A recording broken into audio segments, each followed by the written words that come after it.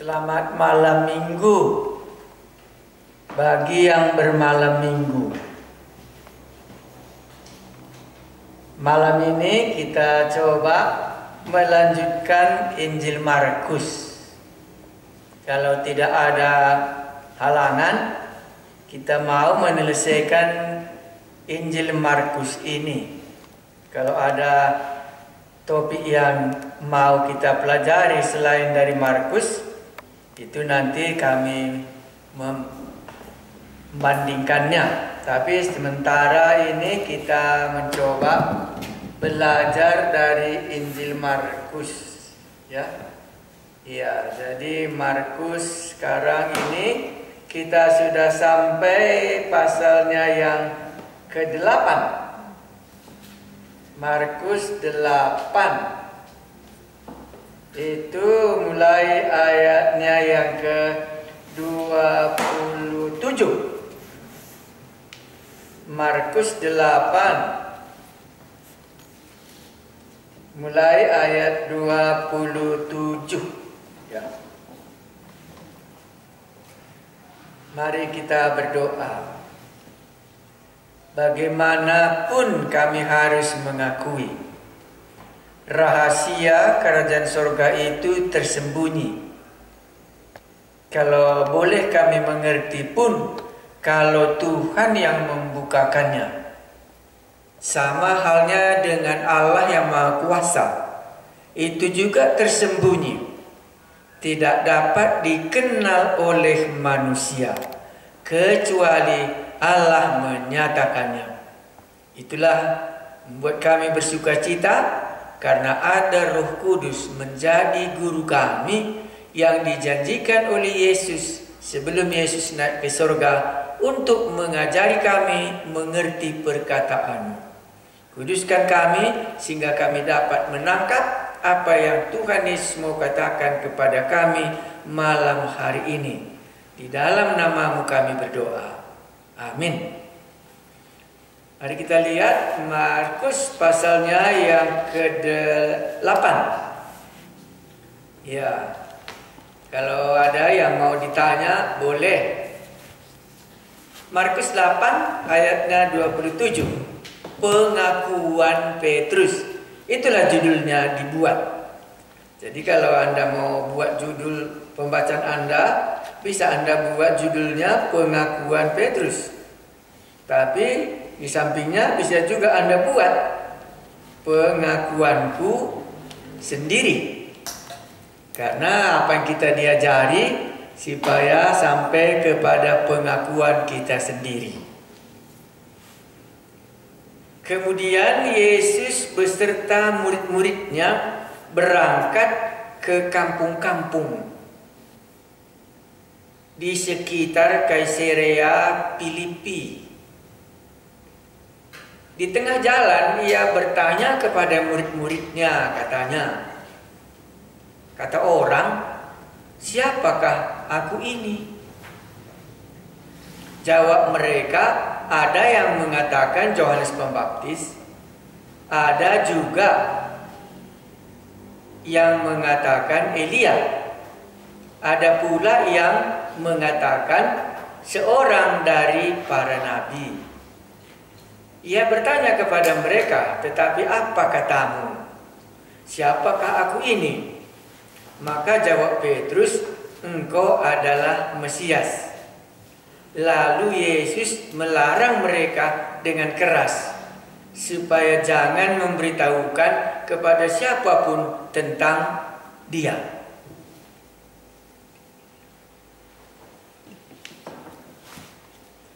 Nah, mari saya baca dalam bahasa Karo. Ya, bahasa Karo ya. Saya coba ayat 27. Jenari laus Yesus ras ajar-ajarna kukuta-kuta sekelewat Kaisarea Filipi. Tengah dalan isungkun Yesus ajar-ajar nina. Isekin aku nina kalae. Terjawab ajar-ajarna nina, piga-piga kalak ngatakan maka kamu Yohanes Predikan. Deba ngatakan maka kamu sekalak nabi ibas nabi si nainari. Nungkun ka Yesus nina kam kuganindu isi kinakap duaku. Terjawab Petrus nina kamu raja penampak si ijanjikan di bata. Maka inasihati maka inasihati Yesus ajar-ajar nina ulah katakan man isipe karena aku. Kainge banci sidat. Si pertama adi si ikuti cara ngogenta biasa ya. Si ulihi ayat 27. Kemudian Yesus beserta murid-muridnya berangkat ke kampung-kampung di sekitar Kaisarea Filipi. Untuk mempelajari Alkitab ini salah satu caranya di mana lokasinya khotbah ini disampaikan. Apakah di Bukit Golgota? Apakah di Yerusalem? Apakah di atas danau? Apakah di Gerasa? Apakah di Betania? Itu menolong kita. Ya, jadi ini persoalannya di tempat Yesus mengajari ini namanya Kaisarea Filipi. Coba lihat map dulu kalau ada. Pasti kamu katakan itu di atas Danau Galilea. Jadi memang ini sudah jauh dari Galilea ke atas. Disinilah pertanyaan ini disampaikan oleh Yesus kepada murid-muridnya. Alasannya kalau kita baca selanjutnya supaya ada waktu dengan murid-murid. Menghindar Yesus dari orang ramai. Sengaja.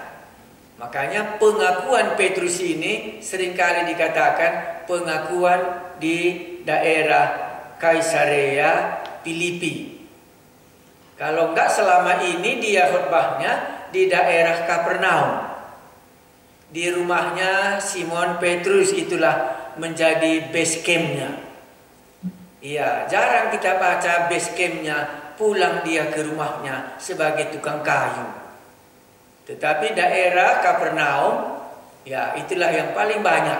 Mulai dari Markus pasal 2, waktu dia menyembuhkan orang lumpuh. Hai anakku, dosamu sudah diampuni. Waktu tilam diturunkan dari atap. Dan di sana jugalah maminya Simon Petrus disembuhkan. Di tempat itu, di daerah Kapernaum. Untuk membaca Alkitab lebih teliti kita, maunya mapnya ini bisa kita kuasai. Karena besok saya masih khotbah lanjut, itu perjalanannya meninggalkan daerah Kapernaum. Jadi ceritanya langsung kita tahu, oh ini Yesus mengajarnya bukan lagi di daerah Galilea. Ini sudah masuk dia ke daerah tanahnya Judea. Dan orangnya dihadapi di Judea juga sangat berbeda. Makanya ini dikatakannya tadi, kemudian Yesus beserta murid-muridnya berangkat ke kampung-kampung. Jadi ini bukan di kota, di kampung-kampung. Bisa kita bayangkan bagaimana Yesus mengajar murid. Pergi ke kampung-kampung, ke desa-desa, supaya manusia tidak ramai lagi. Jadi kalau tidak ramai lagi, maka adalah waktu untuk bercerita dengan murid-murid. Karena selama ini ramai. Murid-murid belum punya kesempatan dapat giliran. Dalam bagian ini, murid-muridlah yang mendapat giliran. Kaisarea Filipi. Sudah bisa lihat ya? Ya. Di tengah jalan ia bertanya kepada murid-muridnya. Jadi Markus menjelaskan di tengah jalan itu sambil berjalan Yesus bercakap-cakap dan di tengah jalan itu ditanyanya. Di tengah jalan ia bertanya kepada murid-muridnya katanya, Kata orang, siapakah aku ini? Jadi Yesus meminta pertimbangan mengenai orang lain, siapakah aku ini? Ninakala isenge aku enda. Hebat ya. Berani dia bertanya kepada orang ramai, bagaimana pendapatmu? Apa yang kalian dengar tentang aku dari orang lain? Hebat ya, kalau inilah salah satu pemimpin bisa ditanya bagaimana pendapat orang lain tentang aku. Ya, bagus. Ya, kenapa Yesus berani bertanya? Karena kita sudah punya prinsip. Kalau memang emas atau mutiara di tengah lumpur pun tetapnya dia tidak berubah. Makanya di sini khusus mau melihat murid-murid. Ya, baru apa jawab murid-murid? Jawab mereka. Ada yang mengatakan Yohanes Pembaptis. Ini sudah pernah kita dengar. Siapakah yang mengakukan bahwa Yesus ini Yohanes Pembaptis? Iya, Raja Herodes. Iya. Inilah Yohanes Pembaptis yang telah kupenggal kepalanya.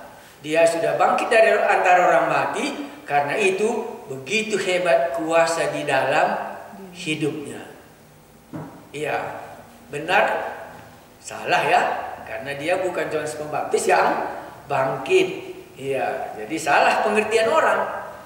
Ya, jadi bisa saja kita kalau menceritakan siapakah menurut kamu Yesus itu, bisa menurut pengalaman mereka masing-masing. Jadi sudah jumpa kita pengalaman Herodes yang pertama menjawab bahwa Yesus ini adalah Yohanes Pembaptis. Kenapa dia katakan itu? Karena dia sudah penggal kepala Yohanes Pembaptis. Dan dia rasa sudah bangkit dari antara orang mati yang dipenggalnya itu, sehingga sekarang penuh kuasanya. Baik, ada lagi yang lain. Ada juga yang mengatakan Elia. Iya, inilah yang nomor 2. Kenapa dikatakan Elia? Ya, kalau kita beranjak dari buku Nabi Meleaki, sebelum nanti hari Tuhan datang, ya, maka datanglah Elia, katanya ya, membuat manusia berbalik, katanya.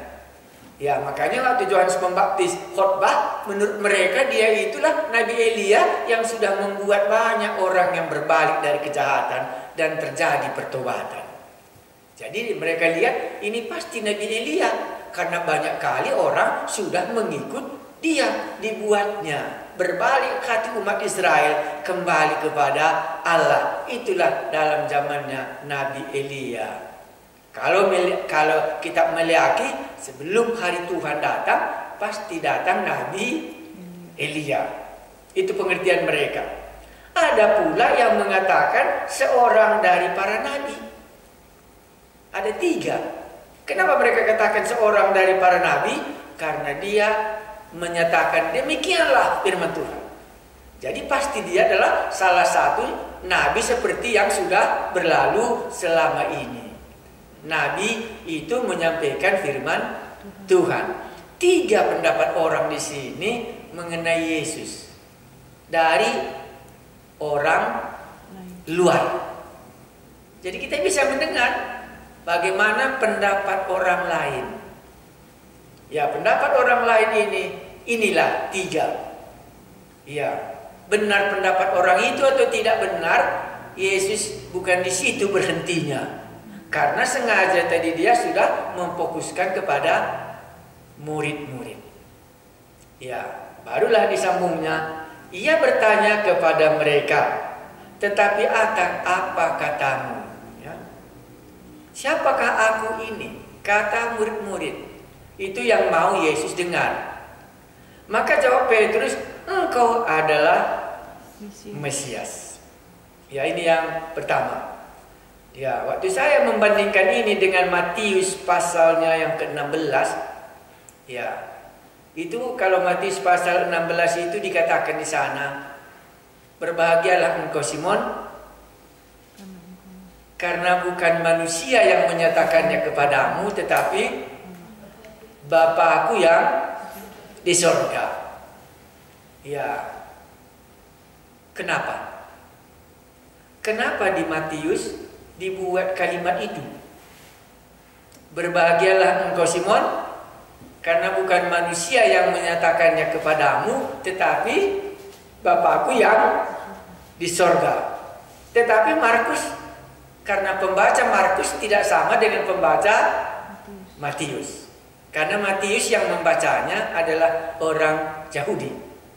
Markus yang membacanya Gentile, orang pelbegu. Jadi beda. Jadi di dalam Matius itu kita pernah baca Matius pasal 11 itu ya, 28 ya. Iya, tidak ada satu orang pun yang mengenal anak selain Bapa, dan tidak ada seorang mengenal Bapa kecuali anak, dan yang kepadanya Bapa berkenan menyatakannya. Itulah makanya dia pakai berbahagialah engkau Simon, karena itu bukan dari manusia, tapi dari Bapakku yang di surga yang menyatakannya kepadamu. Tetapi Markus tidak mau itu. Dia mau hanya pengakuan Simon, pengakuan Petrus. Gamblang, dari mana dia tahu, tidak menjadi persoalan. Pokoknya Petrus mengaku bahwa Yesus itu adalah Mesias. Itu perbedaannya. Jadi kalau Anda membedakan, kenapa lain kalimatnya? Karena Markus hanya mau mengungkapkan bagaimana pengakuan Petrus terhadap Tuhan Yesus. Lepas dari mana dia tahu, tapi itulah pengakuannya. Karena dalam Injil Markus, kalau kita baca Markus 1 dan ayat 11, 2 ayat kita baca, di sana sudah dinyatakan tentang Yesus. Iya. Pada permulaan Injil Markus sudah dinyatakan siapa dia. Hanya di sini ditanya kepada murid-murid sesudah Yesus banyak mengajar. Iya. Markus pasal 1 ayat 1 umpamanya. Inilah permulaan Injil tentang Yesus Kristus anak Allah. Sudah diungkapkan, Markus menyatakan siapakah Yesus itu? Dialah anak Allah. Kalau baca pasal ayat 11, waktu dia dibaptis Yohanes Pembaptis juga sudah dinyatakan. Lalu ayat 11 ya, Markus pasal 1 11. Lalu terdengarlah suara dari sorga, engkaulah anakku yang kukasihi, kepadamulah aku berkenan. Sudah ada pengakuan dari sorga, engkaulah anakku. Iya. Ya, di sini dikatakannya engkaulah Mesias. Itulah pengakuan Simon Petrus. Iya. Baik, sebelum kita jelaskan lebih dalam, oke kan? Lalu Yesus melarang mereka dengan keras supaya jangan memberitahukan kepada siapapun tentang Dia. Langsung menjadi pertanyaan, kenapa dilarang? Ya, itu nanti menjadi pertanyaan yang sangat penting. Nah, karena ini adalah bagian yang sekolah. Karena saya anggap kalau saya ngajar yang sekolah. Yang tidak sekolah, pasti dia nggak tahu kupikir. Karena ini sudah bagian apa? Murid. Bukan lagi yang tidak mau belajar. Nah, karena kalau Anda baca pasal di bawahnya, pemberitahuan tentang penderitaan Yesus yang pertama. Baru kalau kita baca pasal 9, Yesus dimuliakan di atas gunung. Jadi ada lembah. Di dalam ayat 31 ini, inilah persoalan murid. Itu kalau Tuhan berkenan nanti kita bisa bahas berapa banyakkah persoalan murid ini dengan Tuhan Yesus. Dan berapa banyak jugakah persoalan kita hari ini dengan Tuhan Yesus. Itulah maka dikatakannya tadi, jangan memberitahukan kepada siapapun tentang Dia. Karena ayat 31 dia menceritakan tentang kematiannya. Ya, nanti kita besok kalau masih Tuhan izinkan. Nah, sekarang kita dulu. Kalau menurut Anda, siapakah Yesus ini? Pertama saya buat catatan saya di sini. Kalau dikatakan kepada Markus pasal 2, itulah orang lumpuh yang disembuhkan, diturunkan atap. Jadi buka atap, lantas Yesus menjumpai dia. Hei anakku, dosamu sudah diampuni. Bangunlah, angkatlah tilammu, pulang. Kalau dialah ditanya, siapakah Yesus bagi dia? Maka tidak payah ya, karena dia datang saja pun kepada Yesus karena ada imannya. Iman yang bagaimana? Iman yang bisa menyembuhkan dia. Maka bagi dia, Yesus adalah yang mengobati penyakitnya yang tidak bisa diobati oleh siapapun. Dan ada satu lagi, kalau kita lanjutkan cerita Markusnya, jumpa lagi dengan orang sakit kusta. Dalam sakit kusta itu juga orang beriman. Apa dikatakan orang kusta itu sama Tuhan Yesus? Mari kita coba lihat. Lihat itu sakit kusta. Ya, pasal 1 ya, masih 40 ya. Iya. Jadi kita baca ya ayat 40 supaya ceritanya baik. Seorang yang sakit kusta datang kepada Yesus. Dan sambil berlutut di hadapannya, ia memohon bantuannya, katanya, "Kalau engkau mau, engkau dapat mentahirkan aku." Maka tergeraklah hatinya oleh belas kasihan. Lalu ia mengulurkan tangannya, menjamah orang itu dan berkata kepadanya, "Aku mau, jadilah engkau tahir." Kalau begitu, kepada orang kusta ini, siapa Yesus? Pasti jawab kita apa? Dokter satu-satunya yang mampu menyembuhkan sakit kusta. Kalau zaman sekarang ini ada satu orang, oh pasti kau bisa menyembuhkan aku dari COVID-19 ini, kalau engkau mau. Dan dia katakan, "Aku mau, sembuhlah engkau." Maka bagi dia adalah orang ini siapa? Orang inilah dokter yang bisa menyembuhkan aku daripada COVID-19. Itulah caranya. Makanya tadi sesudah banyak perbuatan Yesus, dicobanya mendengar, "Siapakah aku ini?" kata orang. Kepada orang lumpuh, sudah. Kepada orang sakit kusta, sudah. Orang sakit kusta mengakui bahwa engkau mampu mentahirkan aku kalau engkau mau. Maka bagi dia, Yesus itu mentahirkan dia dari penyakit kusta yang terjadi oleh karena dosanya menurut undang-undang Taurat. Dan dia mau. Maka mungkin bagi orang sakit kusta ada dua, yang sanggup menyembuhkan orang sakit kusta dan juga orang yang mau menolong. Mungkin dua bagi dia. Apalagi yang kita tahu dalam cerita yang Anda sudah baca. Siapakah Yesus? Oke, yang sangat sederhana. Orang Gerasa, itu kan terkenal kali ya. Karena Markus sangat senang menceritakan orang Gerasa.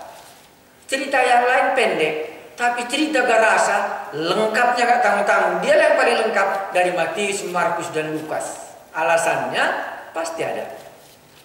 Jadi bagi orang Gerasa itu pasal 5. Siapakah Yesus kalau demikian? Pasti semua orang Gerasa atau familinya katakan apa? "Oh, Yesus inilah yang membebaskan kami, membebaskan saudara kami ini, yang kerasukan setan yang selama ini tidak waras, sekarang sudah menjadi waras."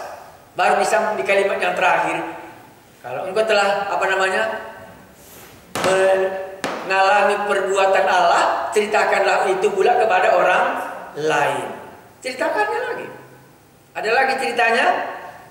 Ini semua menyangkut pekerjaan Mesias. Makanya sekarang dia mau simpulkan, sesudah kamu lihat semua apa yang kukerjakan, menurut orang lain siapakah aku ini? Seandainya kita lihat orang tukang pasang atap rumah, gitu ya. Oh, kita lihat lagi, oh dia pasang jendela, gitu. Oh, kita lihat lagi, oh pasang dinding gitu. Oh, pasang batu bata gitu. Oh, bikin lagi kamar mandi gitu. Pasang tehelnya. Baru dia bertanya kepada orang yang lewat. Menurut kamu ini siapakah aku? Maka pasti jawab kita. Yang punya rumah mengatakan, kamulah seorang tukang rumah. Sama halnya. Makanya ini nanti sesudah itu masuklah cerita yang berbeda. Tapi kalau kita katakan kepada yang 5 ketur roti, 2 ikan, kepada mereka, Yesus ini siapa? Iya, pasti jawabnya kita apa? Oh, ini tukang konsumsi makanan. Iya, yang mengantarkan makanan dalam masa-masa COVID-19. Oh, dia sanggup menangani persoalan apa? Perut. Bisa menolong dalam segi makan dan minum untuk kebutuhan hidup di atas dunia ini. Ya, inilah yang beberapa banyak yang kita bisa tahu. Kalau menurut Matius siapa Yesus? Pergilah, jadikanlah semua bangsa muridku. Kuasa di sorga dan di bumi telah diberikan kepada aku, dan ketahuilah. Maka kita katakan Markus melihat Yesus ini yang berkuasa di surga dan yang di bumi. Nah, baik. Kalau begitu bagi semua para pendengar yang baik, yang sudah mengikuti cerita Markus, mulai dari pasal 1 sampai pasal 8 ini, bagi Anda siapakah Yesus itu? Karena ini nanti menentukan iman perjalanan. Makanya tadi kita katakan, Yesus mau bertanya kepada mereka sebelum dia menceritakan akan kematiannya. Jawab Simon Petrus, engkaulah Mesias. Mesias artinya sangat sederhana, Allah sendiri, supaya jangan payah kali. Ya, makanya tadi Injilnya dimulai, inilah Injil Yesus Kristus anak Allah.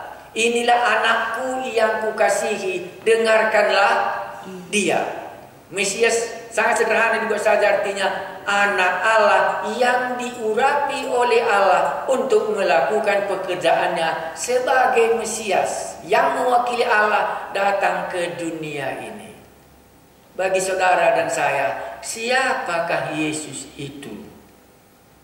Pasti kita katakan, oh, aku ingat, dialah yang berkuasa mengampuni dosaku. Dia tidak pernah berbuat dosa, dan dia yang ditetapkan, inilah anak domba Allah yang mengampun dosa manusia. Yesus bagiku, dialah yang mengampuni. Adakah jawaban kita masing-masing? Dan tergantung, kalau jawaban kita salah, maka reaksi di dalam iman kita juga salah. Maka jawab kita semua dari pasal 1 sampai pasal 8 kelihatannya yang sangat menonjol. Yesus di sini adalah menolong semua kebutuhan manusia. Itu yang paling menonjol. Angin ribut diredakan, roti dikasih makan murid-murid, penyakit disembuhkan, hari Sabat dia terangi. Semuanya hanya menyangkut soal keperluan jasmani. Itulah maka Yesus katakan, jangan beritakan itu kepada orang lain. Karena itu hanya merupakan Mesias yang kita kenal dalam hal memberikan keperluan jasmani. Kalau ini mereka katakan, sebentar lagi akan ramailah orang yang mengikut Yesus dengan kepentingan jasmani masing-masing. Nah, menurut kita siapakah Yesus? Besok Minggu Anda bisa buka YouTube. Nanti akan Anda mendengarkan, Yesus itulah akan memberkati hidup kita.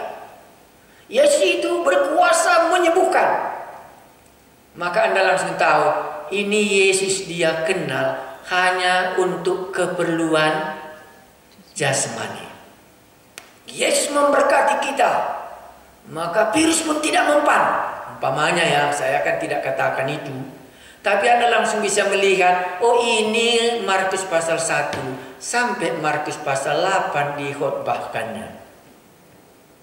Kalau ini Yesus katakan apa? Jangan ceritakan itu kepada orang lain. Nanti menjadi susah.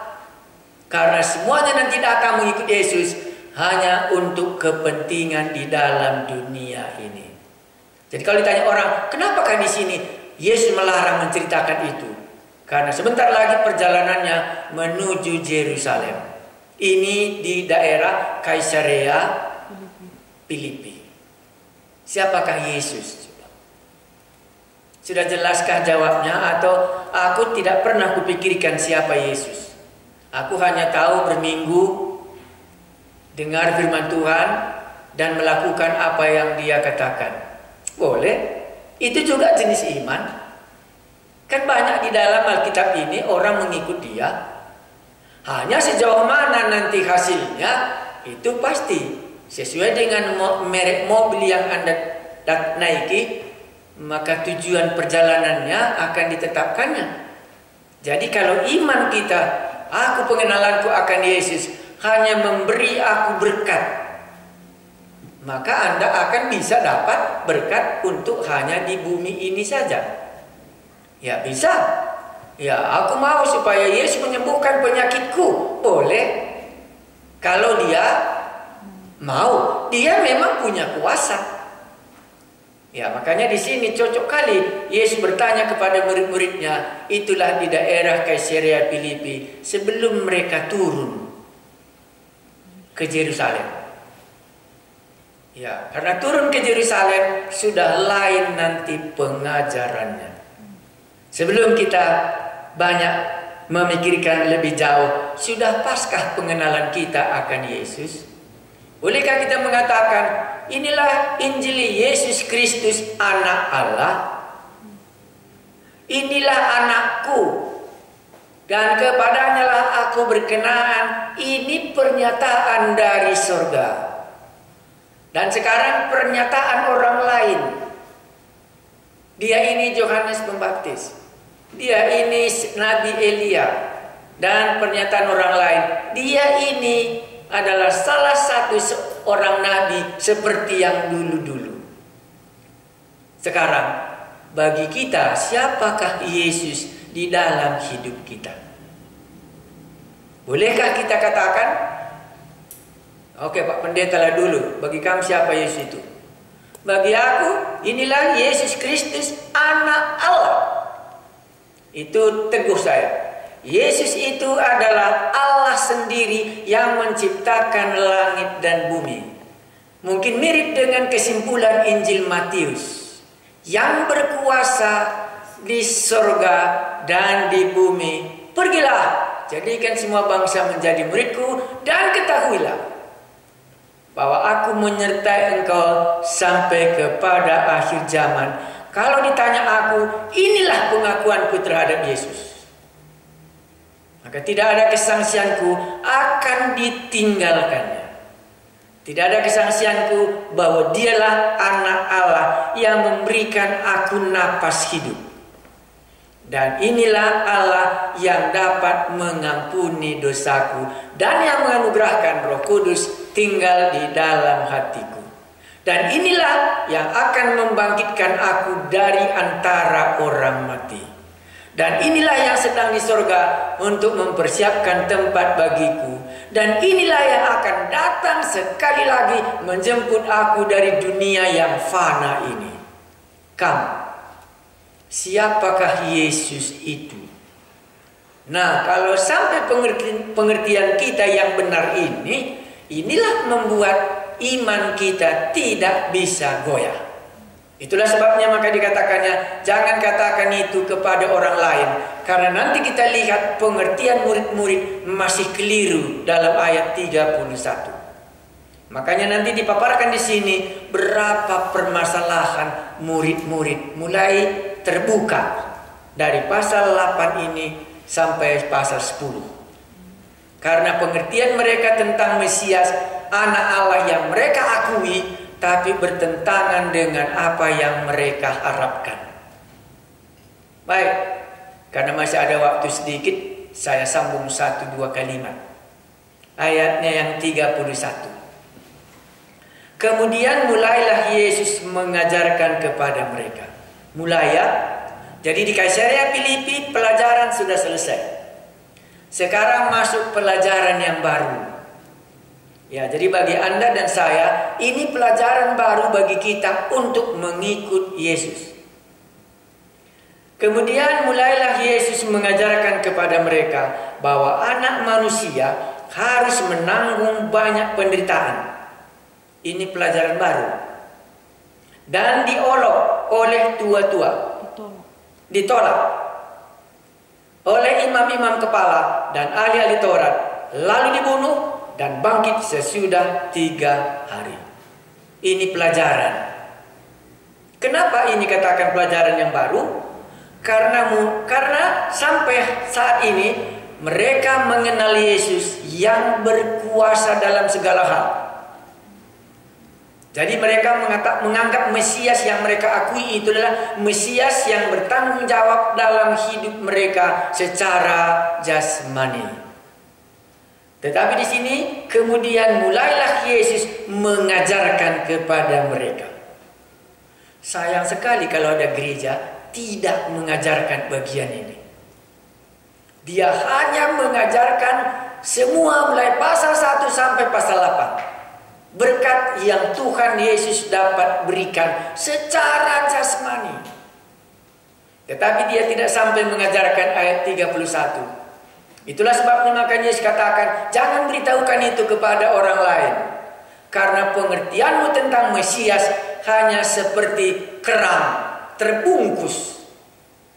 Hanya kulit luarnya mereka tahu, tetapi isi dalamnya kerang mereka tidak tahu. Hanya isi luarnya mereka tahu bahwa Yesus berkuasa terhadap segalanya, tetapi isi dalamnya dia tidak tahu bahwa anak manusia harus menanggung banyak penderitaan. Disinilah kekecewaan orang Kristen. Mereka mau melihat kerangnya saja sebelah luar, berkat saja yang dia kenal, tetapi isi dalamnya Yesus harus menanggung penderitaan. Mereka tidak mengenalnya. Itulah sebabnya maka Yesus katakan, jangan ceritakan itu kepada orang lain, karena pengenalanmu tentang aku hanya sampai di situ. Mari kita baca. Kemudian mulailah Yesus mengajarkan kepada mereka. Berarti ada pelajaran yang baru. Mulai Yesus mengajarkan kepada mereka bahwa anak manusia harus menanggung banyak penderitaan dan ditolak oleh tua-tua, imam-imam kepala dan ahli-ahli Taurat, lalu dibunuh dan bangkit sesudah 3 hari.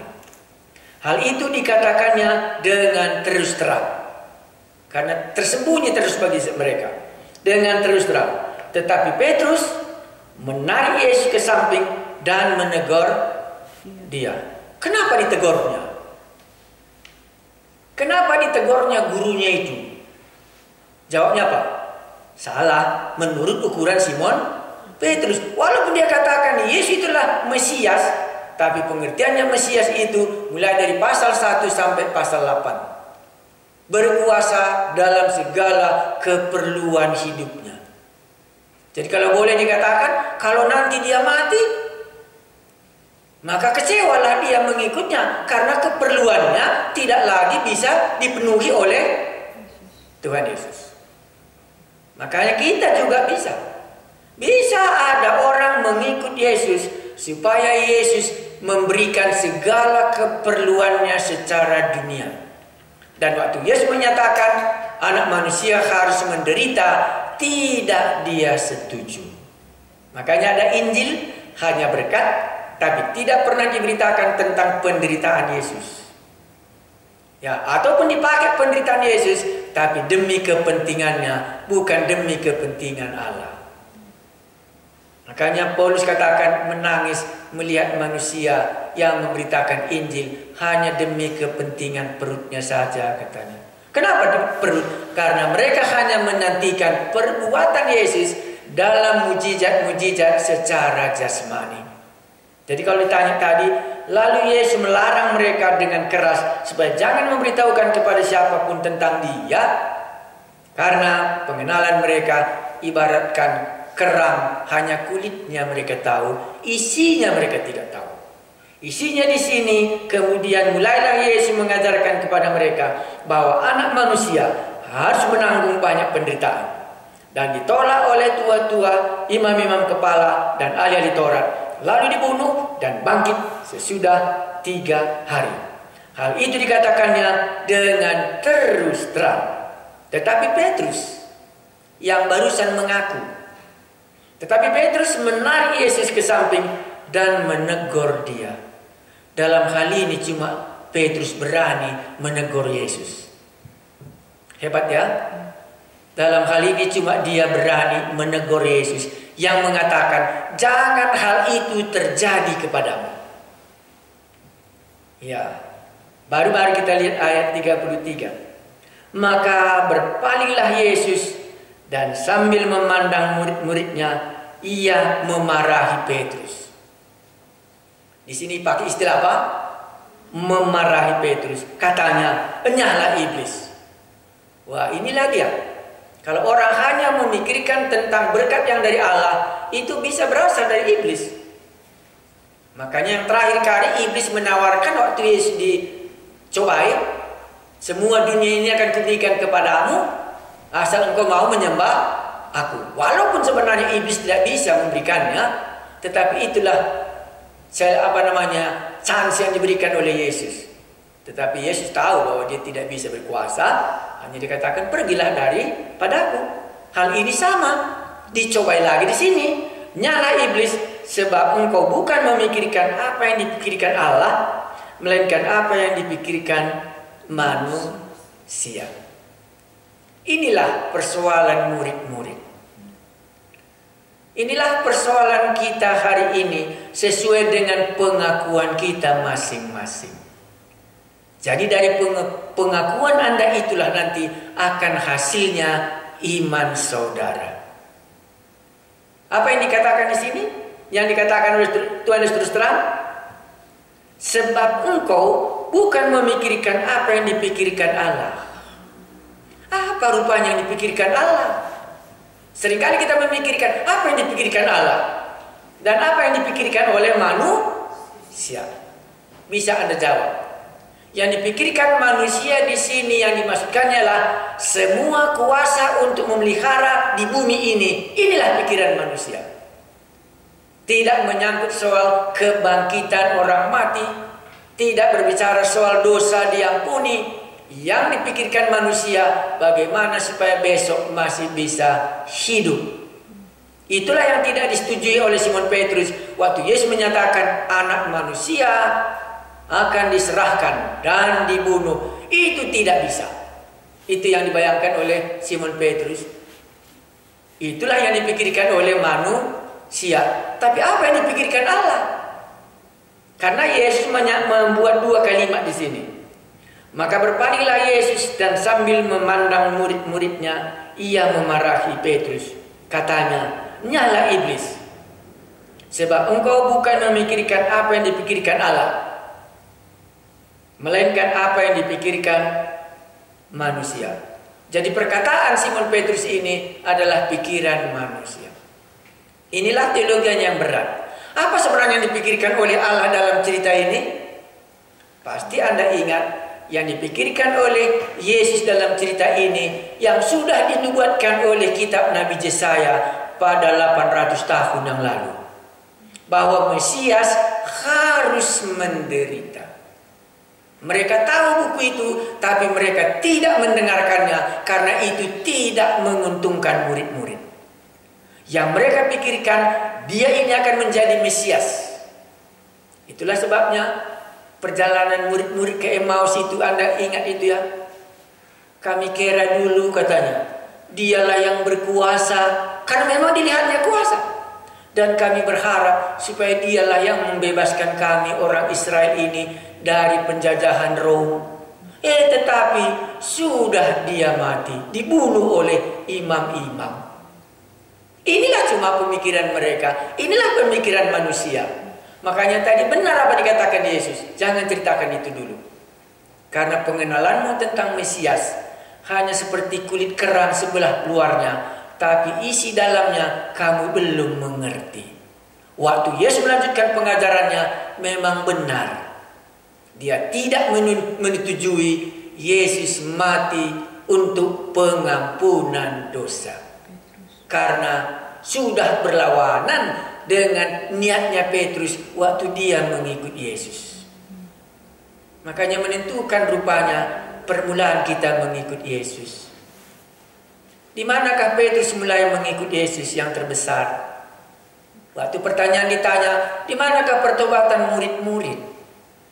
Maka jawab kita, kalau kita katakan Yohanes Pembaptis, kalau kita katakan Simon Petrus, maka pertobatannya paling dalam adalah Lukas pasal 5. Waktu dia menangkap ikan dan gagal. Dan waktu Yesus datang dipinjamnya perahu Simon. Sesudah itu Tuhan Yesus katakan, taburkanlah jalamu untuk menangkap ikan dan dapatnya rezeki. Inilah gayanya Simon Petrus mengikut Yesus. Dan disitulah dia mengakukan dosanya. Tetapi Tuhan tidak menolak dia. Tapi pikiran itu terus merajalela di dalam pikirannya. Nanti juga masih ada menjadi masalah di sini, menjadi murid. Masih ada dalam pikirannya keberhasilannya dulu waktu mengikut Yesus, bisa menangkap ikan. Waktu gagal dia menjadi sukses. Sekarang diceritakannya lah kematiannya. Hilanglah pengertian Simon Petrus, karena bukan begini dulu maksudku mengikut Yesus. Makanya dia memikirkan apa yang dipikirkan oleh manusia. Maka masing-masing kita mencoba dalam cerita pengakuan kita terhadap Yesus. Dan kapankah nanti akan luntur? Sebagaimana Yesus katakan, nyahlah iblis daripada aku. Karena engkau hanya memikirkan apa yang dipikirkan oleh manusia, tapi engkau tidak memikirkan apa yang dipikirkan oleh Allah. Makanya saya singgung di sini, banyak pengalaman Simon ini, tapi bisa menjadi pengalaman kita hari ini. Sampai di sini belum jatuh motivasi Simon Petrus mengikut Yesus. Tetap di dalam pikirannya, aku nanti akan di sebelah kanan Tuhan Yesus. Aku yang paling dekat dalam semuanya. Ke gunung kemuliaan pun aku yang ikut. Cara pertobatanku pun aku yang paling hebat. Dan di rumahku lah dia melayani di daerah Kapernaum. Pasti nanti akan berhasil di dalam kerajaan Allah. Dan waktu Yesus menyatakan kematiannya, dimarahinya lah Yesus. Maka kalau kita tidak tepat pengenalan kita akan Yesus, apalagi waktu kita mulai menerima Yesus menjadi Tuhan dan Juru Selamat kita tidak tepat, maka semuanya tingkah laku kita akan kita pikirkan menurut ukuran manusia. Dan itulah yang dikatakan oleh Tuhan Yesus, nyahlah iblis daripadamu. Karena pikiran manusia sudah dikuasai oleh iblis sejak mulai dari Taman Eden. Inilah masalah murid-murid. Jadi kalau dilanjutkan kelas pelajaran ini, akan di sanalah terantuknya. Sama seperti benih yang jatuh dalam 4 jenis. Cuma satu yang bisa berbuah karena dasarnya benar. Yang 3 semuanya menjadi gugur. Maka mari kita perhatikan kalau demikian malam ini. Sebenarnya tindakan berangkatku mengikuti Yesus itu di mana? Apakah pengenalanku akan Yesus waktu aku mula-mula menerima dia sama dengan pertobatannya Simon Petrus? Maka akhirnya nanti bisa aku memiliki pikiran seperti pikiran manusia, bukan memiliki pikiran Allah lagi. Di sini Petrus masih ditolong oleh Tuhan Yesus untuk melepaskan dia, karena motivasinya mula-mula mengikuti Yesus dan dalam pertobatannya dari kegagalannya berubah menjadi sukses. Kalau begitu mari kita singkatkan cerita ini. Besok kita sambung ceritanya karena masih gantung. Karena seringkali ditanya orang, kalau orang kerasukan setan kok disuruh Tuhan Yesus supaya dia menceritakannya. Tetapi di sini kenapa Tuhan Yesus melarang? Rupanya kita bisa dapat temukan karena berbeda backgroundnya. Nah, Anda mengikuti Yesus, apa dasar Anda? Jadi seringkali kita memikirkan, pikiranku ini terus jadi pikiran duniawi, tidak pernah memikirkan pikiran Allah. Apakah pikiran Allah di sini? Itu besok kita sambung. Tapi permulaannya pengakuan orang lain, Anda dengar tentang Yesus, boleh. Dengar lagi, boleh. Dengar lagi, boleh.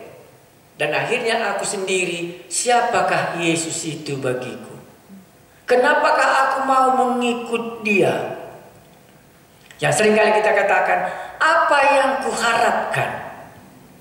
Simon Petrus mengikut Yesus, kita katakan dari kegagalannya menangkap ikan, supaya dia sukses menangkap ikan, bersedia dia meninggalkan jala dan semua pegawainya mengikut Yesus.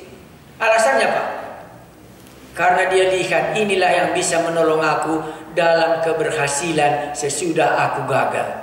Itu juga sebabnya waktu dia meninggalkan Yesus, gagal lagi dia pergi menjala ikan di daerah Galilea. Ditebarkannya lagi di Galilea sesudah Yesus bangkit dari antara orang mati, gagal lagi. Akhirnya Tuhan Yesus berkata, waktu muda engkau mengikat-ikat pinggangmu sendiri, kata. Tetapi sesudah tua, maka orang lain akan mengikat engkau dan engkau akan ditarik kemana engkau tidak suka, kata. Marilah kita lihat cerita perjalanan iman kita kepada Yesus. Apakah dasar kita dan apakah pengakuan kita? Dan waktu kita bertobat itu dalam keadaan apa? Kalau keadaan kita seperti Simon Petrus dan diberikan berhasil, dan sesudah itu hati-hatilah. Maka andalah Simon Petrus pada abad ini. Anda akan kecewa pada harinya di mana Yesus menceritakan kematiannya di kayu salib. Maka Anda akan kecewa waktu menghadapi maut, karena harapan Anda mengikut Yesus hanya kemakmuran di atas dunia ini. Dan itulah mungkin sebabnya juga banyak orang suka. Kalau 5.000 kan ramai orang, 4.000 juga suka. Kenapa? Karena itu keperluan jasmani. Tapi waktu Yesus menceritakan kematiannya di kayu salib, tidak didengar oleh yang 5.000. Tidak didengar oleh orang yang hanya makan, tetapi didengar oleh murid-muridnya. Karena ada sangkut pautnya nanti dengan kemuliaan langkah berikutnya. Jadi kalau Anda tanya kenapa Yesus tidak menceritakannya tentang kematiannya kepada orang sakit kusta dan ini segalanya, karena terus terang, karena ada kemuliaan di belakangnya, orang lain itu tidak akan mendapatkannya. Hanya mereka mendapatkan secara jasmani untuk mengerti akan Mesias sudah datang. Siapakah Yesus bagi kita malam ini kalau kita berdoa, Tuhan siapakah engkau bagiku? Kata orang begini, kata aku begini, kata teologi begini, tapi aku sendiri, siapakah sebenarnya Tuhan itu dalam hidupku? Supaya nanti jangan-jangan nyahlah iblis dari padaku, kata Tuhan Yesus. Karena iblis pada saat itu di dalam diri Simon Petrus, karena dia memikirkan pikiran manusia, bukan pikiran Allah. Mungkin Anda akan katakan, sulitlah bagi Simon Petrus ini, karena memang pikirannya pikiran manusia. Sulit. Inilah murid. Maka saya bilang tadi, waktu saya pelajari, ada 5 kesulitan murid. Kalau bisa nanti besok saya lanjutkan. Inilah salah satu kesulitan murid. Kesulitan murid Tuhan Yesus adalah yang pertama sekali kita bisa temukan. Dia memiliki pikiran manusia. Dia mengikut Yesus, tapi pikirannya pikiran manusia. Rubah dia rusru katanya, mau begini. Lah cocok akapnya. Karena senantiasa pikiran manusianya, padahal dia mengikut Allah. Sebaiknya kalau dia mengikut Allah, maunya pikiran Allah lah menjadi pikirannya. Makanya Paulus katakan itu, hendaklah pikiran Kristus ada di dalam pikiranmu. Nah, makanya inilah kesulitan murid yang pertama kita dengar. Dia mengikut Yesus, tapi pikirannya pikiran manusia. Jadi kita semua sama. Inilah persoalan murid yang pertama. Sudah mengikut Yesus, sudah kita teliti bagaimana Simon Petrus hebatnya, tetapi pikirannya tetap pikiran manusia. Kerangnya cuma dilihatnya, dalamnya dia tidak tahu. Jangan ceritakan itu kepada orang lain. Nanti salah pengertian orang mengikut Yesus. Karena motivasi Simon Petrus mengikut Yesus tadi, kalau kita lihat, supaya dia berhasil dalam hidup ini. Padahal datang apa? Malah petaka. Tapi akhirnya Simon Petrus memang mati martir, mengikuti juru selamatnya, supaya dia mendapat lagi nanti kemuliaan pada hari Yesus datang kedua kali. Mari kita berdoa. Siapakah Yesus bagi kita? Apakah pikiran Allah di dalam pikiran kita? Bukan pikiran manusia. Kami datang menyembah Dikau Yesus Juru Selamat kami, sebagai murid-Mu yang memiliki permasalahan waktu mengikut Engkau. Hari ini kami berjumpa permasalahan murid. Dia mengikut Yesus tapi pikirannya pikiran manusia. Inilah Simon Petrus, kamilah Simon Petrus hari ini yang Tuhan sudah tebus dan Tuhan sudah janjikan menjadi penjala manusia. Tapi pikiran kami tetap memiliki pikiran manusia. Tidak pernah sampai pikiran kami, pikiran Allah, ada kebangkitan, ada kemuliaan sesudah kematian. Tolonglah kami supaya kami bisa lepas dari pikiran manusia, memiliki pikiran Allah, penuh kemuliaan pada hari-hari yang akan mendatang, bukan yang sementara ini saja. Terpujilah nama-Mu yang sudah mengungkapkan permasalahan Simon Petrus, dan itulah permasalahan kami mengikut Engkau. Terima kasih Tuhan kami Yesus. Kami masih berdoa buat permasalahan penyakit COVID-19 ini. Kami bersyukur tangan-Mu yang masih melindungi kami sampai hari ini. Dan kami berdoa, lindungilah kami sampai selesai COVID-19 ini, sehingga masih ada kesempatan kami menceritakan nama-Mu yang agung, yang penuh dengan kemuliaan itu. Berikan imun dalam tubuh kami, sehingga virus itu walaupun kena, tapi tidak akan membahayakan hidup kami. Kami datang mengucap syukur buat usaha semua pemerintahan kami. Berikan mereka hikmat. Dan kami berdoa buat yang berusaha secara para medis juga, dan yang berusaha sekali menemukan obat. Kalaulah benar pengharapan itu sudah Tuhan berikan, supaya bisa menjadi kenyataan, itu menjadi obat COVID-19, banyak manusia akan tertolong. Tolonglah para ahli kami untuk menyembuhkan obatnya ini. Bahwa Engkaulah Yesus yang kami percayai, yang berkuasa di sorga dan yang berkuasa di bumi, dan yang akan datang sekali lagi. Terpujilah nama-Mu. Sudah malam menjadi bagian kami, boleh kami beristirahat. Lindungilah kami Tuhan kami Yesus, jauhkan si jahat, supaya pikiran kami dikuasai oleh Allah, menjadi pikiran Allah sendiri. Kami memuji dan memuliakan nama-Mu. Amin.